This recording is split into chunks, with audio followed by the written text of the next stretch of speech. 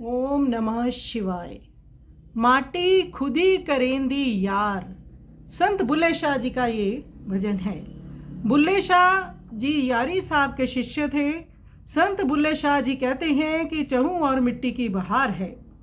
वास्तव में जीवन के संघर्षशील लंबे पथ की सरपट दौड़ में मिट्टी के घोड़े पर मिट्टी का सवार चढ़ा हुआ है और मिट्टी के हथियारों को लिए मिट्टी से ही मिट्टी को मारने की चेष्टा रत है।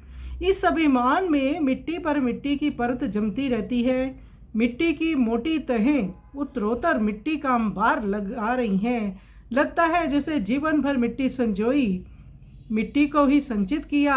बाग बगीचा या मन को आकृष्ट करने वाली दृश्य वस्तुएं सभी में जैसे मिट्टी गुलजार हो रही है। अर्थात आनंद भोग और कर्म चेष्टाओं में फंसा मनुष्य अपने स्वत्व को भूल जाता है और अपनी क्षमता और क्षणिक सामर्थ्य के अहंकार में ये विस्मृत कर देता है कि ये दृश्य प्रपंच मिथ्या है, नाशवान है, दर्प का पुतला।